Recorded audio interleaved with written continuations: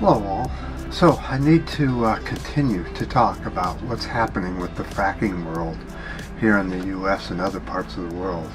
The fracking industry itself kind of makes up a whole different group of people. You have the people that prep the land, the bulldozer people. Then you have the people that come in and set up the drilling rig and all that. Then you have the drillers. Then you have the people that bring in the final infrastructure that will bring in and collect the oil and gas. But after that, it's questionable whether there's any money made at all. So really, the owners are sort of paying to let other people make money while they're waiting to get their huge windfall, which will probably never come. One thing the fracking industry tells us that it's safe. They write me constantly saying that my information's false. Well, let me go over to the board and show you the information I'm finding. This is not from somebody who's worked with fracking or drilling in any way, shape, or form. I'm getting my information the same place that most people do, except that I collect a lot of it.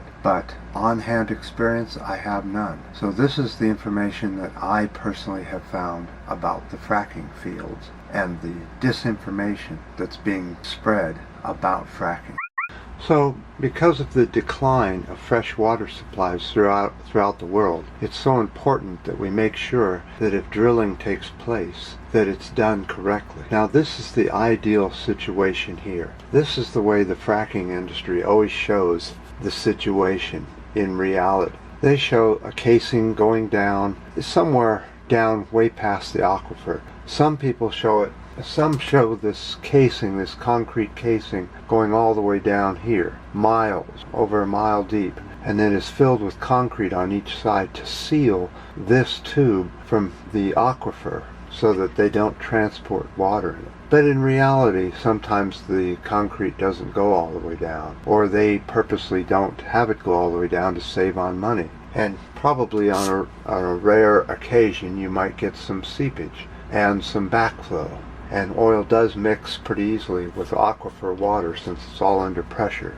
So they show the slant drilling down into the shale oil. They detonate explosives all down the line here and put high pressure water and sand and other chemicals in here to flush out all this. Then they may drill another hole to put pressure over here, forcing the oil into the pipe, and then they can suck it out. Then all this polluted water needs to be put somewhere. So they go over and they pump it down into the ground, into what they call this layer here, which is the deposit layer. So they keep pumping and pumping and pumping fresh water, and it puts pressure on the land up this way. The water has to go somewhere, causing earthquakes.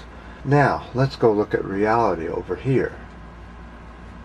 So in the fracking fields, many of them are on hills or in hilly areas. That's because this has been turned sideways like this.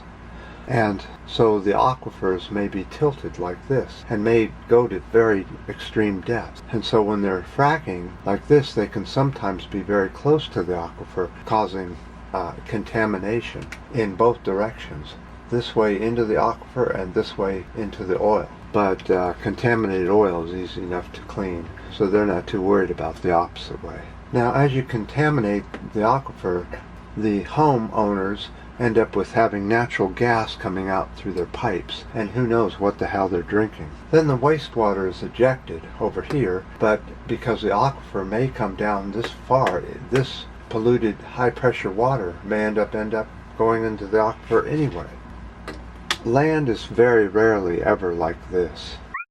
So out in the deep ocean, where they're now exploring for oil, they have a new way, well, it's not a new way, but it's a more up-to-date way of exploring for oil. What happens is these ships will drag miles and miles of this cable, many strands, and spread it out over a big area in the ocean as it's going forward. Then they ignite all these lines all at once and they explode. They each have a little bomblet on the line, so each one explodes all at the same time, sending massive amounts of sound going down all the way to the bottom of the ocean, where it will tell them what the ocean looks like and whether there might be oil there or not. Problem is this sound is killing all the life below it and around it from severe shock waves. This is another reason we just don't want to use fracking or oil exploration in the ocean, because we're just killing huge amounts of life just to find out whether there's oil down there or not.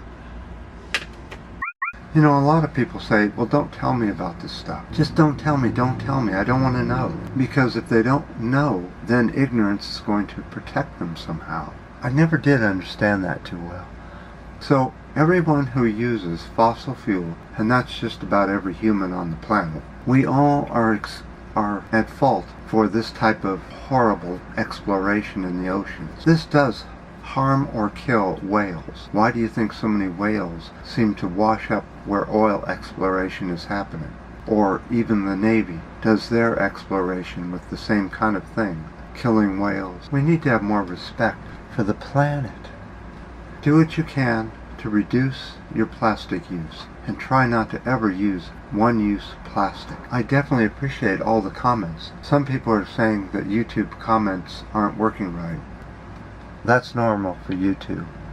So I definitely appreciate all the ups and the downs and the new subscribers and the links and whatever else you want to do with the channel. And until next time.